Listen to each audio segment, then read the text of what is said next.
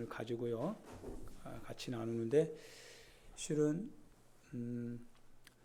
구약 성경은 하나님께서 범죄한 인간들을 향해서 말 걸어오시는 성경이죠.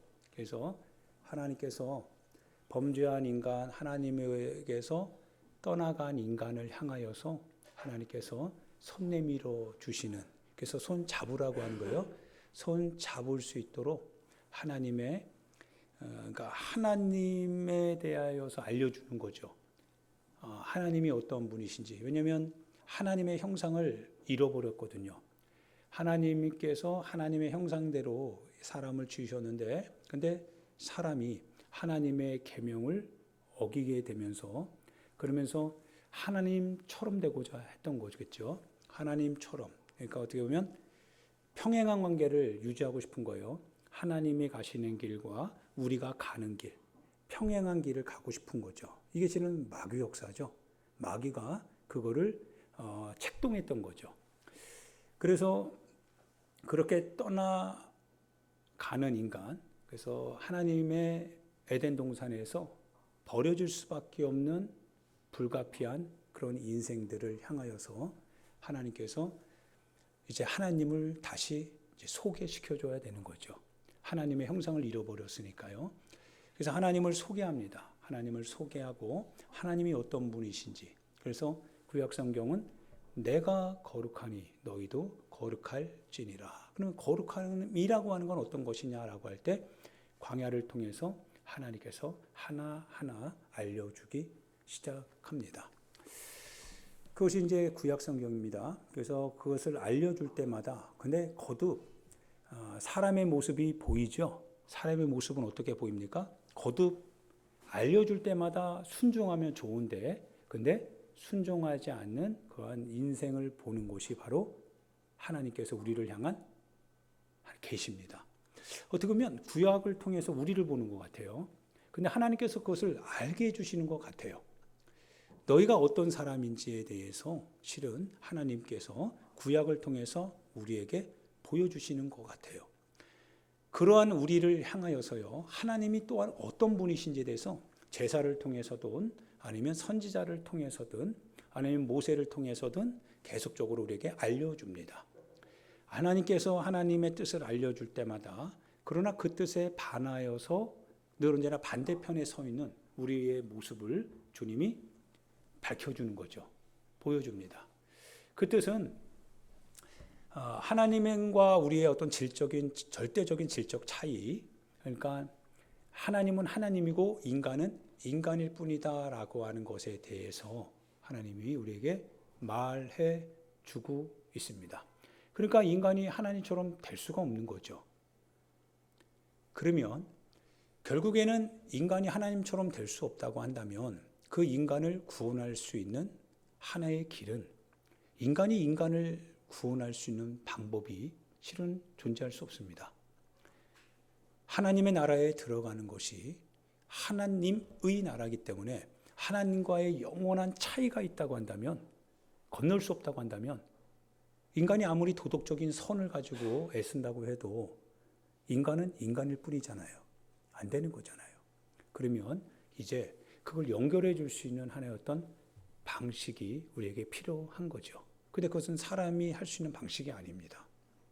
그래서 하나님이 거듭 우리에게 보여주시는 것 같아요. 구약을 통해서 거듭 우리의 모습을 계속 보여주는 것 같아요. 너희들은 와야 되니까, 하나님을 아는데 하나님께로 가지 못하는 거죠. 그러면서 우리의 한계가 계속 노출되는 거죠. 근데 그거를 인간은 수용하지 않는 거죠. 그래서 거듭 하나님처럼. 근데 우리는 하나님처럼 될 수가 없는 거거든요. 그러면서 하나님께서 이제 그러한 모습을 우리 가운데 구약을 통해서 보여주시면서요, 드디어 하나님께서 그 방법을 우리에게 결정적으로 이제 소개해 줍니다. 그게 바로 때가 차서 우리 가운데 나타나신 예수 그리스도이시죠. 예수님께서 우리 가운데 오시는 거죠. 그분은 그래서 인간이시면서 그분은 하나님이신 거죠. 성자 하나님이십니다. 그분이 오신 거예요. 너무나 감사한 건요, 그분이 동정녀 마리아의 몸을 빌려서 오셨습니다. 만약에 아담의 어떤 우리가 일반적으로 자녀를 낳게 되는 그런 아담과 하와, 남자와 여자의 관계 속에서 만약 예수님이 태어났다고 한다면, 그렇다면 아담의 후손이 되겠죠. 그런데 성경은 놀랍게도요, 동정녀의 몸, 즉 남자를 알지 못하고 약혼 관계에만 있었던 마리아를 통해서 주님이 오셨다라고 표현을 합니다. 마리아로부터 나왔지만, 여자로부터 나왔지만, 그러나 남자를 알지 못하는, 즉 아담의 뭡니까? 죄의 뿌리에서 나오질 않으셨다라고 하는 거예요. 즉 죄가 단절이 되는 거죠. 실은 동정녀라고 하는 것은 더 이상 아담으로부터 시작되어졌던 죄의 권세가 더 이상 예수께는 뭐예요? 해당이 될 수 없다라고 하는 거죠. 원죄에서 벗어났다라고 하는 거죠. 그래서 주님의 어떤 거룩함이죠. 그런데 그분이 죽임을 당한다라고 하는 거예요. 죽임을 당한다라고 하는 것은 그분이 인간이시다라고 하는 거죠. 그리고 그분이 태어나신다라고 하는 거, 그분이 고통한다라고 하는 거, 그분이 아기로서 그렇게 우리 가운데 소개되어지고 있고, 그분이 지쳐서 쓰러져서 한다라고 하는 이런 모든 일련의 모습들은 그분이 우리와 같은 인간이시다라고 하는 것을 의미하죠. 그분은 인간이시면서 그러나 하나님이시죠. 그분이 우리 가운데 이제 오신 겁니다. 하나님이 그거를 소개시켜 주는 거죠. 구약의 모든 일정을 통하여서 우리의 인간의 모습을 인간이 해결할 수 없는 것을, 그런데 너희가 내게로 오려면 바로 이 하나님의 이러한 형상, 하나님의 성품을 닮아야 신의 성품에 참여해야 된다라고 하는 것을 알려주는데, 그러나 그건 단지 우리의 지식일 뿐이지 우리가 할 수 있는 방법이 없습니다. 그러고 나서 이제 하나님께서 그것을 예수 그리스도 안에서 궁극적으로 이루어 가신 겁니다. 이제 거기서 죄가 끝나는 거죠. 죄가 끝나고 이제 생명이 시작되었습니다. 그러니까 아담의 역사가 이제 단절이 된 거예요. 아담의 역사가 단절이 되고, 그리고 예수 그리스도로 말미암는 새로운 역사가 이제 우리 가운데로 침투해 들어온 겁니다. 침입해 들어온 거예요. 들어왔는데 감당할 수 있는 그와 같은 힘이 인간에겐 없습니다. 그 하나님께로부터 주어지는 이 복음의 능력과 복음의 역사가 우리가 그거를 뭡니까? 비록 추방을 했지요, 우리는. 그래서 예수 그리스도를 십자가에 못 박아 죽이면서 우리가 감당이 안 되는 거예요. 그와 같은 복음의 복된 소식들을 우리가 우리 방식대로 고집하는 오늘 우리의 어떤 생활 패턴 속에서 하나님의 방식 그 자체이신 주님이 우리 가운데 오셨을 때 우리는 그거를 이해를 못하는 겁니다. 그래서 그분을 십자가에 처형함으로써 그분을 추방시키고, 우리는 죄 가운데서 우리가 지금 사망의 자손들이라고 하는 것을, 생명이신 예수님을 추방함으로써 우리 스스로 우리가 그러한 신분이라고 하는 것을 증명해냈습니다. 우리는 사망에 묶여있는 사람들이다 이거예요. 그런데요, 그 주님이 거듭 다시 어떻게 합니까? 그분이 우리를 찾아오시는 거죠. 죽음을 당하신 그분이요, 그러나 죽음에 묶여 있을 수 없는 하나님으로서의 주님이 다시 우리를 찾아오시고 부활하셔서 어디로 가시는 거예요? 갈릴리로 가신 겁니다. 갈릴리로부터 이제 하나님의 역사가 다시금 시작되어진다라고 하는 것을 신약 성경이 우리에게 알려주고 있습니다. 예, 구약은 이제 하나님께서 하나님을 소개해 줬습니다.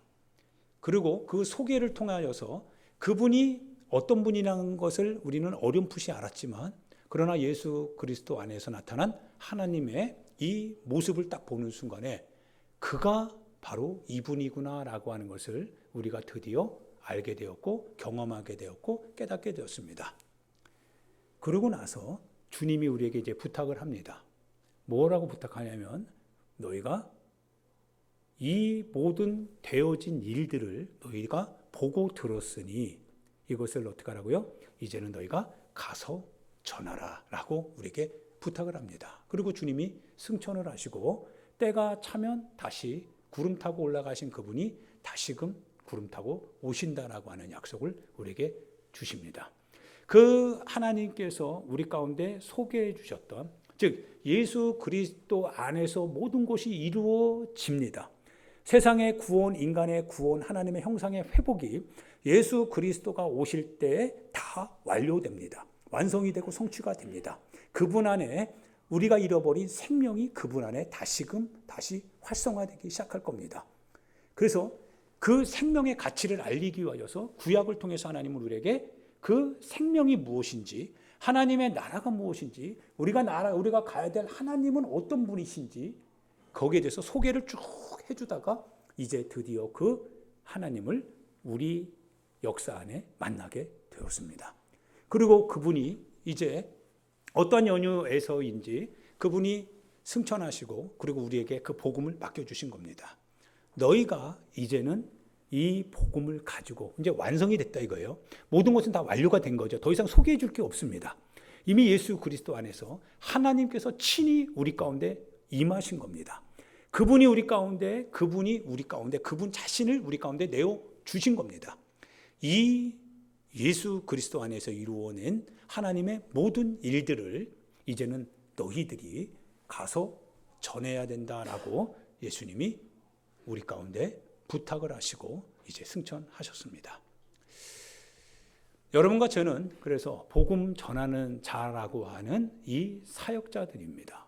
이 사명에서 비껴갈 수 없습니다. 인간이 죄를 짓고 나서부터요, 주의 선지자들이요, 거듭 인류를 향하여서 하나님께로 돌아와야 된다, 하나님께로 돌아와야 된다라고 하는 복음 전하는 자로 살았습니다. 복음을 전할 때마다 그러나 주의 선지자들은 고통을 당했죠. 그것이 바로 마가복음이든 마태복음이든 바로 포도원 품꾼에 대한 비유에서 나옵니다. 포도원 품꾼의 이 비유를 통해서 그 포도원 주인이 산 울타리로 두르고 망대를 세우고서 그리고 농부에게 그걸 새로 주고 그리고 먼 타국으로 가게 되었습니다. 때가 되어서 포도 소출을 받을 때가 되어서 주의 선지자들을 보내게 됩니다.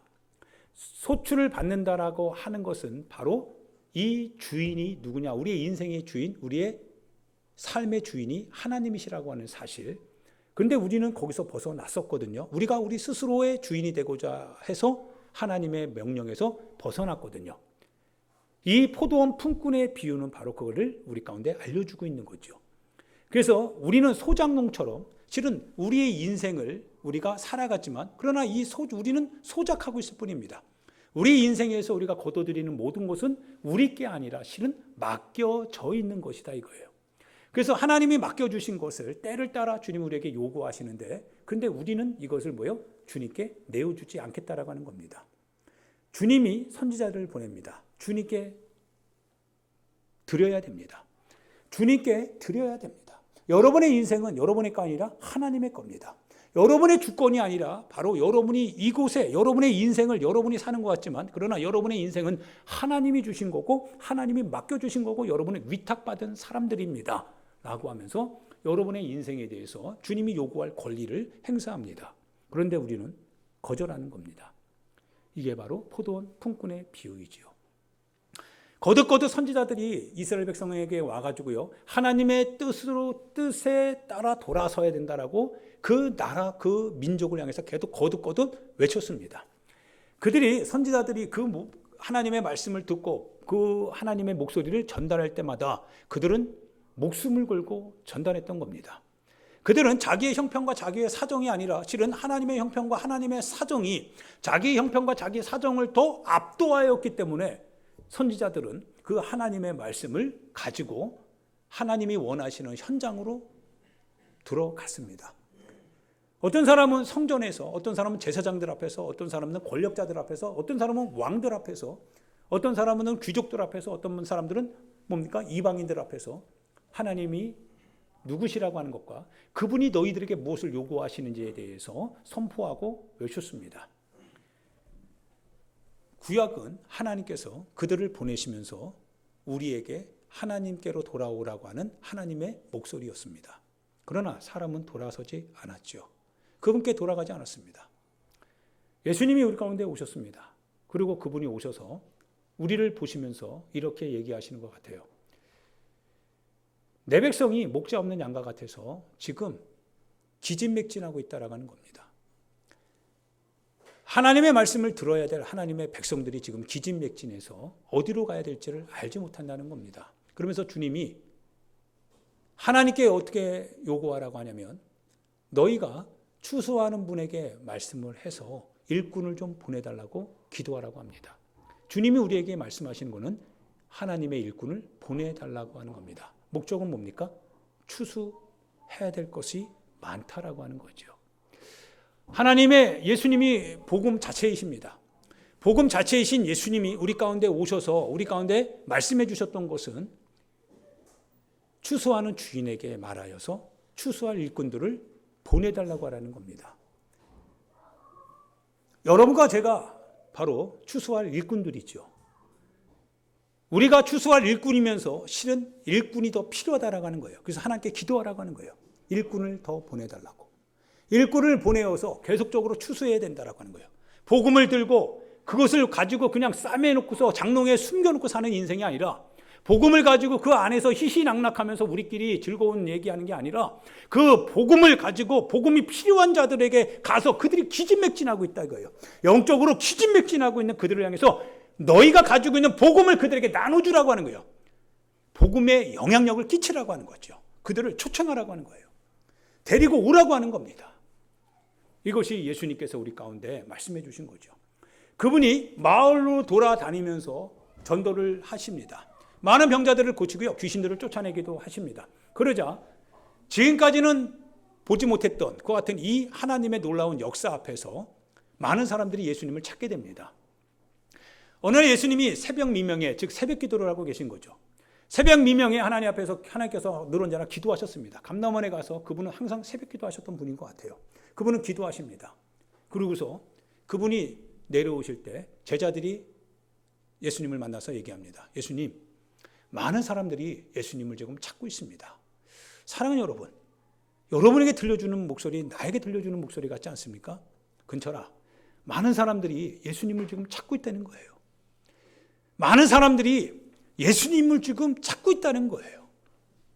그들이 삶에서 부족한 데 없이 살아가는 것 같지만 그러나 그들이 알지 못하는 사이 그들의 안에 있는 그 영적인 그와 같은 탄식이 오늘도 예수님을 찾고 있다는 겁니다. 여러분과 나에게 들려주는 목소리다 이거예요. 예수님께서 내가 이를 위하여 왔답니다. 전도하러 가야 되겠답니다. 여러분이 알고 계시고 여러분이 가지고 계신 예수님이 내 안에 있고 여러분 안에 있는 그 예수님이 뭐라고 말씀하시냐면 내가 그들을 향해서 가야 되겠다는 거예요. 내가 그 예수님을 꽉 붙들 수 없다는 거예요. 그분이 전도를 필요로 하는 사람들에게 예수님이 가겠다라고 하는 거예요. 그분이 내 안에 있는데 그러면 내가 예수님을 믿고 예수님이 내 안에 계시면 그분이 가는 대로 여러분과 내가 가야 되지 않습니까? 가야 되는 거죠. 오늘도 예수님을 필요로 하는 사람들을 향하여서 목자를 필요로 하는데 목자가 없는 그러한 인생, 그래서 자기만 아는 인생, 자기의 삶이 전부인 것처럼 살아가는 인생, 자기의 어떤 인생의 목적만을 가지고 살아가는 그런 인생을 향하여서 네 속에 있는 영혼이 지금 하나님의 나라를 갈구하고 있다라고 하는 그 탄식을 듣지 못하는 그런 인생을 향하여서 예수님이 가겠다라고 하는 거예요. 그들이 복음을 들어야 된다라고 하는 거죠. 그분이 우리 안에 계십니다. 여러분과 내 안에 계시다라고 하는 거예요. 그분이 갑니다.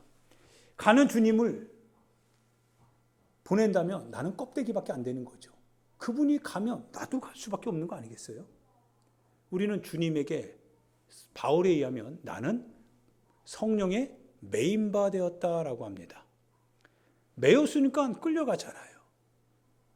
여러분은 어떻습니까? 우리가 입으로 예수님을 얘기할 때 여러분의 마음속에 예수님을 믿고 예수님을 알고 있다고 여러분과 내가 함께 교제하며 나눌 때 정말 예수님께 붙들린 사람입니까? 아니면 예수님을 묻고 있는 사람입니까? 예수님을 사육장에다 가둬놓고서 우리 식대로 만들어가는 길들이는 예수입니까? 아니면 예수님이 우리를 어디든지 끌고 가고자 하실 때 우리가 마땅히 끌려갈 수 있는 그런 예수님이십니까?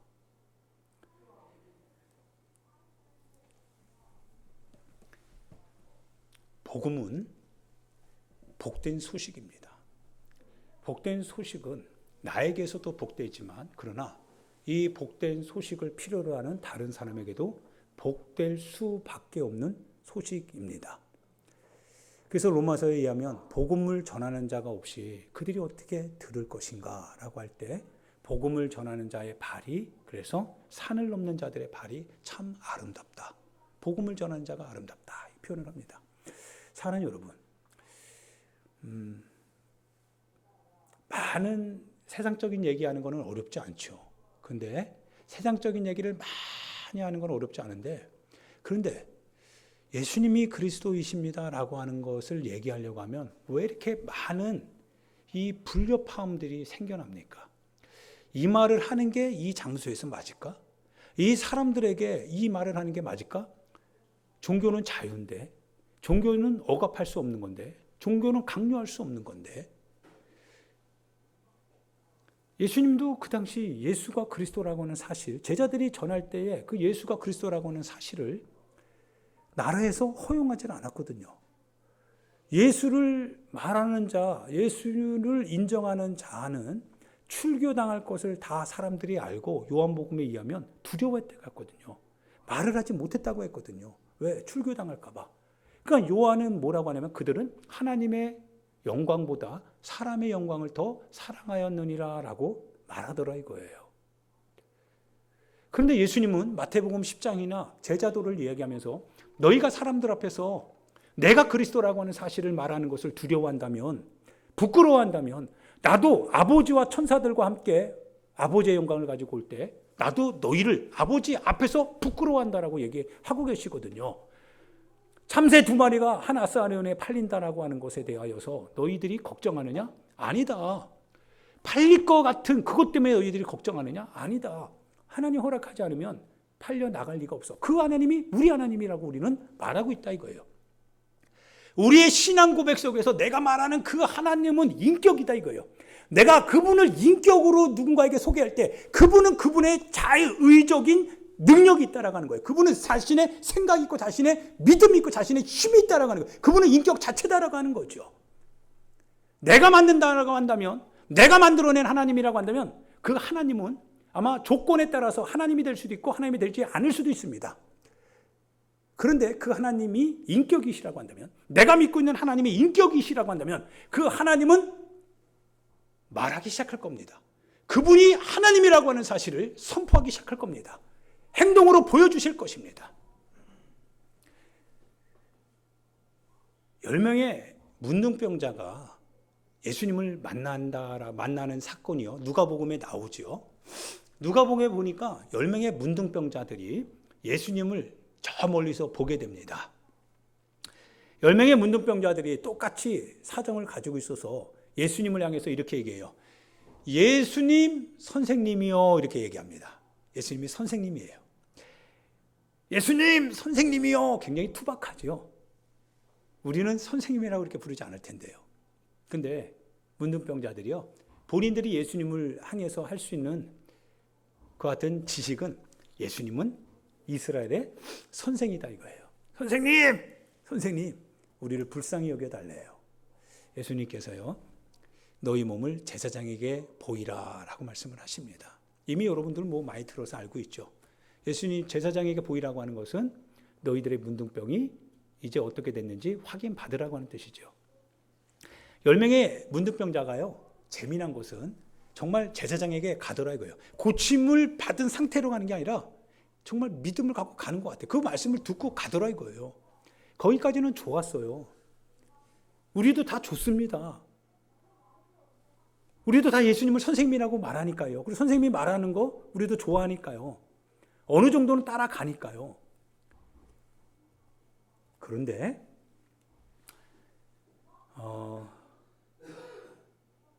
우리 아들은 어디 갔어?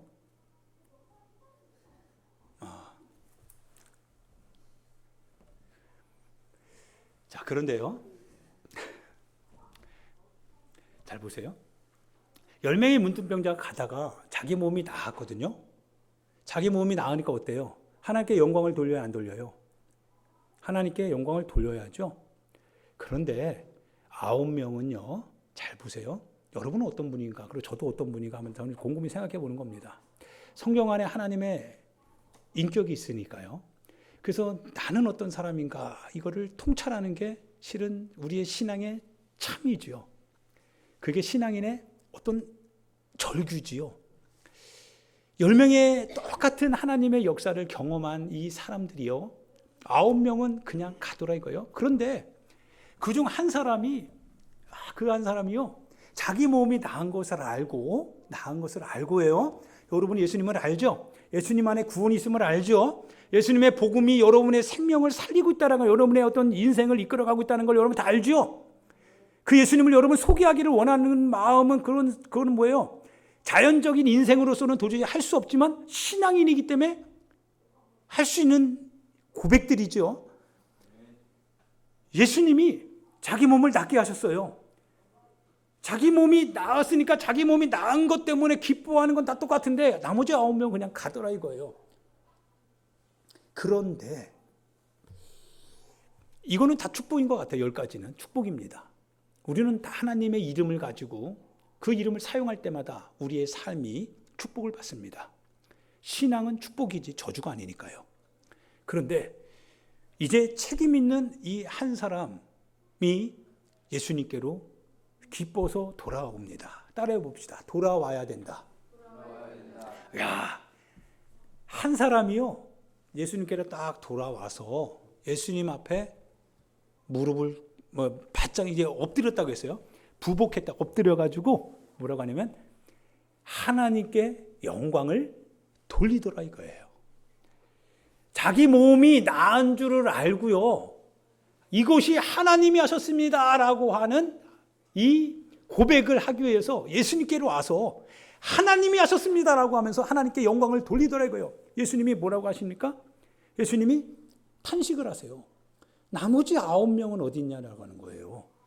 야, 10명이 똑같이 복음을 듣고 복음 안에서 신앙 고백 다 하는 것 같이 축복을 받았는데 하나님의 역사, 하나님의 은혜, 하나님의 놀라운 그 같은 섭리 안에서 그들이 다 하나님의 만져주신 터치를 다 경험하지 않았냐 이거예요. 근데 나머지 9명은 어디 갔냐 이거예요.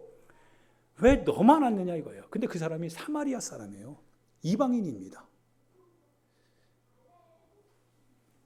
마치 초신자와 같아요. 전혀 하나님의 약속도 없고 말씀도 잘 모르는, 정말 어떻게 보면 무식할 수밖에 없는 그런 사람인데요. 하나님의 은혜를 깨달으니까 하나님께 영광을 돌리러 돌아오더라 이거예요. 그러자 예수님이 뭐라고 하시면, 돌아가라, 네 믿음이 너를 구원하였느니라. 구원이 이루어지더라 이거예요. 그래서 그 순간에. 그러면서 예수님이 무슨 비유를 하시냐면 하나님의 나라에 대한 비유를 합니다. 하나님의 나라가 어디에 있어요? 하나님의 나라가 여기 있다 저기 있다. 하나님의 나라가 보이는 것으로 임하는 게 아니다. 여기 있다 저기 있다라고도 말할 수 없느니라. 하나님의 나라는 너희 안에 있느니라 라고 말씀을 하시더라 이거예요. 하나님의 나라가 내 안에 있다라고 하는 건 하나님께서 내 안에 살아있다라고 하는 겁니다. 그분의 인격이 내 안에 살아있어서 나로 하여금 하나님의 인격이 나를 끌고 예수께로 가게 만들더라 이거예요. 내 안에 하나님의 나라가 있으니까 하나님의 나라가 나를 이끌어 가더라 이거예요. 예수님께로. 하나님의 나라가 있는 사람의 모습이 하나님께로 가도록 만들어 가더라 이거예요. 내가 복음을 가지고 있다면 그 복음이 내 안에서 나를 끌고 가더라 이거예요. 내가 예수를 그리스도라고 말할 때 그 예수가 나를 끌고 가더라 이거예요. 나를 끌고 가더라 이거예요. 왜? 그분이 인격이시니까요. 그분이 그리스도라고 하는 사실이니까요. 내 마음, 내 주장, 내 권리가 아니더라 이거예요. 내 고집, 내 생각, 내 경험, 내 지식도 아니더라 이거예요. 예수라고 하는 그분의 인격이 내 안에 살아있으니까 내가 그분을 그리스도라고 고백하니까 그분이 인격이신 그분이 나를 끌고 그분이 원하시는 곳으로 나를 데리고 가는데 내가 안에 갈 수 없더라 이거예요. 하나님의 나라가 내 안에 있더라 이거예요. 내 안에. 할렐루야. 복음이 아닙니까? 예수를 그리스도라고 말하는 많은 사람들이 있지만 하나님의 나라가 있는지 없는지 쥐죽은도 산다라고 하는 것은 도무지 있을 수 없는 얘기더라 이거예요. 천국은 밭에 감추인 보화라고 했죠. 어떻게 해야 됩니까? 전 재산을 다 투자해서라도 그 밭을 산다고 했거든요. 오히려 아까운 것이 아닌 것은 바로 거기에 보화가 있다라고 하는 것 때문에 그렇습니다. 천국은 그와 같다라고 하는 거죠. 마치 값진 진주를 찾는 어떤 사람과 같다고 했어요. 그래서 그 진주를 만날 때 그 진주를 사기 위해서 자기 자신의 소유를 다 그 진주를 얻기 위해서 다 판다고 했어요. 하나님의 나라가 예수님에 의하면 이렇게 우리 가운데 소개되어지고 있다라고 하는 사실을 예수님이 알려주고 있습니다. 이게 우리가 가지고 있는 복음입니다. 사랑하는 여러분, 우리 정직하죠? 여러분 신앙 안에서 정직하십니까? 여러분 복음 앞에서 정직하십니까? 정직이라고 하는 단어, 우리가 말하는 도덕적 정직이 아니라 복음 앞에서의 정직. 복음이 말하는 바가 내가 그 복음을 믿고 내가 그 복음을 들었다면 그 복음 안에 역사하는 하나님의 능력과 그분의 인격의 실체가 내가 정직하다라고 한다면, 내 신앙이 그분 앞에서 정직하다고 한다면, 그러면 그 복음이 그대로 나와야 되잖아요. 여러분과 내가 살아가는 나의 삶의 현장에서 그 복음이 그대로 표출되어져야 하지 않겠습니까?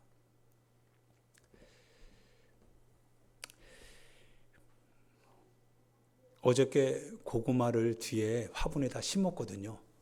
근데 고구마 잎사귀가 무성하게 나왔어요. 그래서 고구마가 그 뿌리 밑에 달려있을 것 같았어요. 고구마 잎사귀만 보면 뿌리가 달려있을 것 같아요. 잎사귀가 굉장히 무성했으니까요. 근데 땅을 파보지 않고는 모르잖아요. 있을까요? 없을까요? 이만한 우리 화분 있잖아요. 화분에다가 고구마 심었거든요.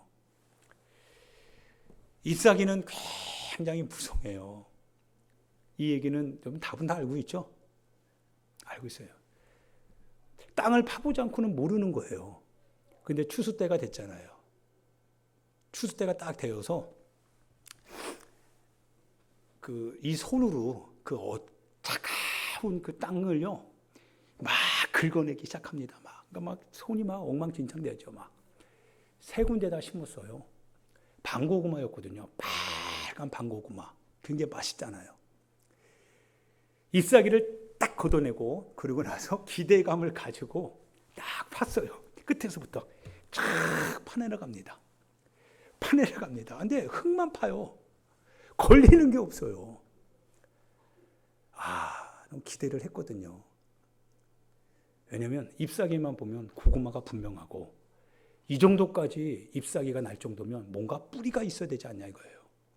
그런데요, 정작 실망만 가득하게 되었습니다. 안 나오더라고요. 하나도 없더라 이거예요.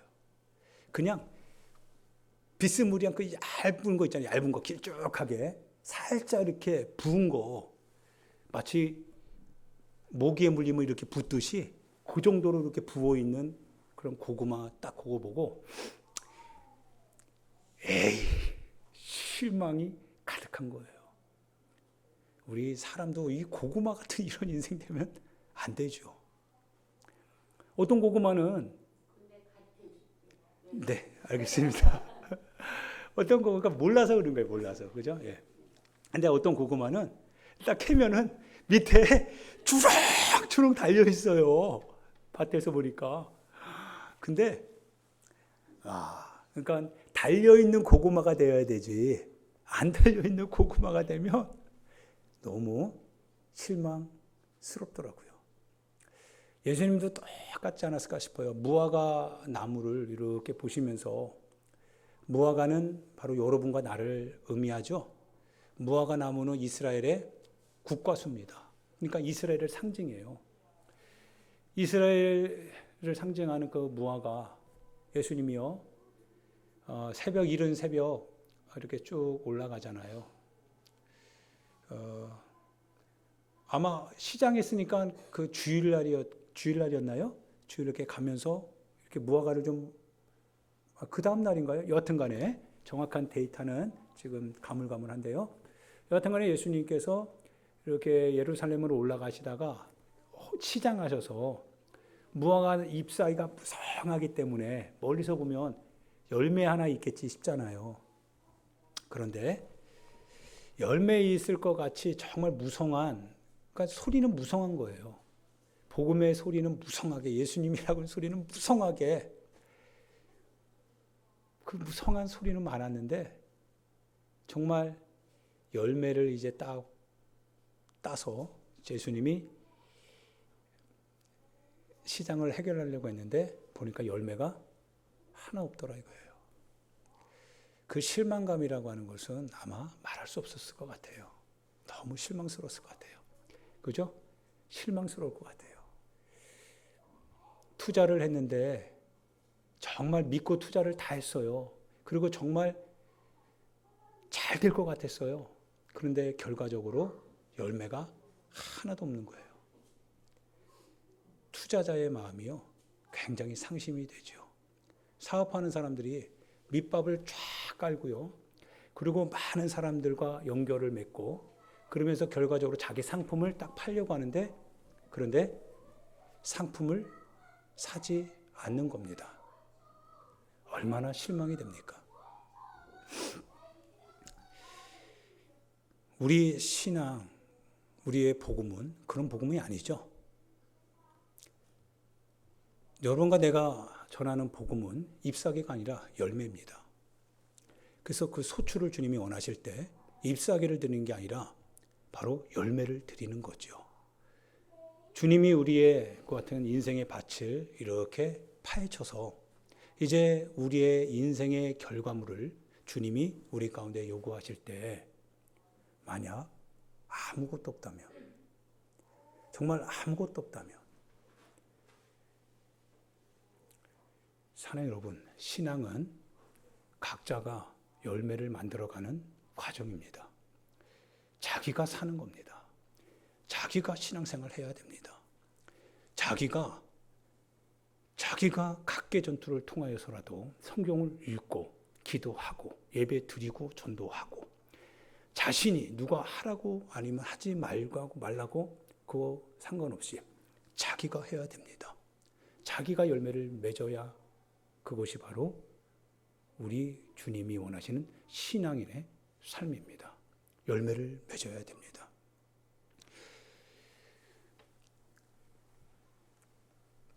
하나의 비유를 하고요. 이제 마무리하려고 하는데 왜냐하면 금요일 날 무엇을 전해야 되는가 계속 고민이 되거든요. 그런데 이 두 본문을 주님이 주시면서 그냥 전도에 대한 걸 이제 허락해 주신 거죠. 실은 그 종말에 대한 이야기를 다시 해야 된다라고 하는 개인적인 마음은 컸는데, 근데 전도에 대해서 반드시 말해야 된다라고 하는 그 같은 그 주님의 마음을 주셔서 하나의 비유를 하고 이제 조금 정리를 해 나가야 될 것 같은데요. 누가복음 16장에 보면 어떤 얘기가 나와 있습니까? 부자와 나사로에 대한 비유가 나오지요. 나사로와 비유, 그 주인공은 실은 나사로가 아니라 누굽니까? 부자입니다. 그 주인공은 나사로에 대한 얘기가 부자의 얘기입니다. 물론 천국에 가면은 이제는 나사로의 이야기가 되겠죠. 그러나 이 땅을 사는 동안에는요, 하나님이 부르시는 그 부르심에 응답해야 될 인간의 그 같은 사정을 우리 가운데 소개해 주고 있는 거죠. 하나님 앞에 누가? 바로 내가 그분의 부르심에 응답해야 된다라고 하는 것. 즉 나를 주인공으로 삼으셔서 오늘 하나님이 이 성경을 기록해 주고 있다라고 하는 거죠. 예, 부자가 매일매일 호화스럽게 살고 있습니다. 그런데 그 문 앞에는 거지 나사로가 자신의 헌대를, 그러니까 헐어있는 자신의 몸을 가지고 그 부자의 상에서 떨어지는 과자 부스러기 하나 얻어먹으려고 거기 있습니다. 개들이, 부자의 집에 있는 개들이, 아니면 동네의 개들이 이 거지 나사로의 헐어있는 그 몸을 그 개들이 와서 핥습니다. 얼마나 비참한지 우리는 상상하지 않아도 알게 되죠. 그러다가 이 나사로가 죽게 되고, 그리고 부자도 죽게 되었다고 합니다. 죽음은 누구나 피해갈 수 없는 거니까요. 근데 예수님께서 이제 말씀하시려고는 궁극적인 목적이 나옵니다. 한 번 죽는 것은 정해진 것인데 그 이후에는 심판이 있습니다. 심판에 대한 내용이죠. 아브라함의 품에 나사로가 안겨 있고, 그리고 반면에 부자는 뜨거운 지옥의 불꽃 가운데에 있다고 표현합니다. 부자가 불꽃 가운데에서 고통하는 중에 있는데 아브라함의 품에 있는 나사로를 보면서 아브라함에게 부탁을 드립니다. 아브라함이요, 아브라함이요. 나사로의 손끝에 물을 찍어서 내 혓바닥에 좀 대게 해달라고. 여기 불꽃 가운데는 너무 뜨거워서 견딜 수가 없으니 내 혀를 한 번이라도 서늘하게 해달라고. 그렇게 애원을 합니다. 지옥이 없다면 예수님이 이 얘기할 리가 없습니다. 그리고 지옥 가는 사람이 없다고 한다면 예수님이 이 얘기 했을 리가 없습니다. 아브라함이 얘기합니다. 너와 나 사이에는 큰 구렁텅이가 있어서 여기서 너에게도 못 가고 너도 여기로 올 수가 없다고 합니다. 그리고 나사로는 살아있을 때 고난을 많이 받았지만 너는 살아있을 때 너 누릴 거 다 누리지 않았냐고 말하면서 이것이 하나님의 공이다라고 말씀을 하십니다. 그러자 부자가 이제 대화 화제를 바꿉니다. 그렇다면 아브라함이요, 나와 똑같은 형제 5명이 지금 나와 똑같이 여기 올 수밖에 없는 그와 같은 삶을 살고 있다는 거예요. 그들도 매일매일 호화롭게 자신에게 주어진 인생의 것들을, 그거를 자기 의도대로 누리면서 살고 있다는 겁니다. 나사로를 보내서 여기 오지 않도록 그들에게 복음을 전해달라고 하는 거예요. 이것이 사실이다라고 하는 거. 이것이 사실이다라고 하는 것을 그들에게 알려줘서 그들로 하여금 회개하게 해달라고요. 아브라함이 말합니다. 그들 곁에 모세와 선지자들이 있지 않느냐. 그들에게서 들을 것이다 라고 하는데, 부자도 자기도 모세와 선지자들의 소리를 들었던 것 같아요. 아닙니다, 아브라함이요. 죽은 자 가운데서 간다면 그럴 때에 기적을 보고 믿는 거지, 듣는 거지. 나도 모세와 선지자들의 목소리 내 주변에 얼마나 많았는지 모른다 이거예요. 복음이 외치는 소리들은 너무 많았다 이거예요. 근데 안 들리더라 이거예요. 그게 직감이 되지 않더라 이거예요. 그런데 기적적인 뭔가가 일어나면 충격을 받아서도 깨닫지 않겠느냐라고 건의를 하는데 아브라함이 뭐라고 하냐면 아니 됩니다. 아니 됩니다. 만약 그들 곁에 있는 모세와 선지자들에게 듣지 않는다면 설사 죽은 자 가운데서 누가 간다고 할지라도 그들은 듣지 않을 것이다 라고 얘기를 합니다. 예수님이 왜 이 얘기를 했는가 싶은데 곰곰이 생각해 보니까 그래요. 모세와 선지자는 누굽니까? 모세와 선지자들은 하나님의 목소리를 전달해 왔던 구약의 사람들입니다. 하나님의 계명이요, 하나님의 말씀이요, 하나님의 인격이요, 하나님의 성품이요, 우리로 하여금 하나님의 백성 삼기 위하여서 하나님께서 하나님 자신을 소개해 줬던, 그리고 그 소식을 가지고 왔던 사람들입니다. 그런데 그들의 소리가 자기 곁에 있음에도 안 듣는다라고 하는 거죠. 여러분, 목회자의 마음에는요, 성경을 읽지 않으면 몰라도 성경을 쭉 읽어가고 구약의 역사를 읽어가고, 그리고 성경 공부를 같이 해보신 분은 알 거예요. 구약의 역사를 읽고 구약의 의례를 알고 구약의 하나님의 모든 일들을, 그분의 말씀과 계명과 율법과 규범을 알게 될 때 그것이 누구를 위한 것인지, 그리고 그것이 어떠한 것을 우리 가운데 요구하고 있는지 우리는 그것을 알게 됩니다. 목사의 마음에도 그런 마음이 있어요. 그러면 그것을 내가 몰랐다고 한다면 얘기를 할 수가 없습니다. 그런데 그게 내 마음에 있다면 하나하나 이제 검증이 되기 시작합니다. 하나하나 어떻게 해야 되는지에 대해서 모세의 말이 생각나고 선지자들의 외침들이 생각납니다. 오늘날 여러분과 나의 신앙 안에 신앙의 이 모습들이 실은 자의적인 것이라고 한다면, 그리고 그렇게 자의적인 신앙생활을 해도 하나님의 나라에 들어갈 수 있다고 한다면, 만약 하나님의 은혜가, 하나님의 성품과 하나님의 역사가 구약과 상관없이 단순히 우리가 원하는 대로 그분이 우리 규범 안에 갇혀서 그래서 그분이 우리를 위로해 주시는 그런 분이라고 한다면 우리는 우리가 원하는 대로 신앙생활해도 됩니다.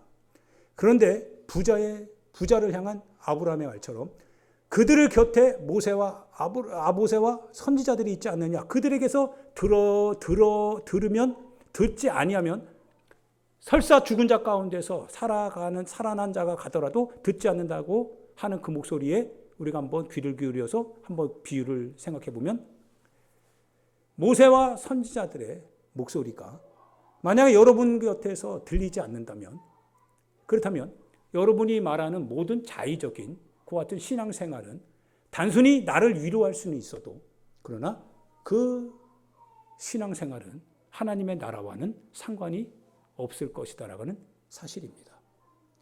그러면 우리가 어떻게 살아야 됩니까? 여러분과 내가 어떻게 살아야 됩니까? 답은 분명하죠.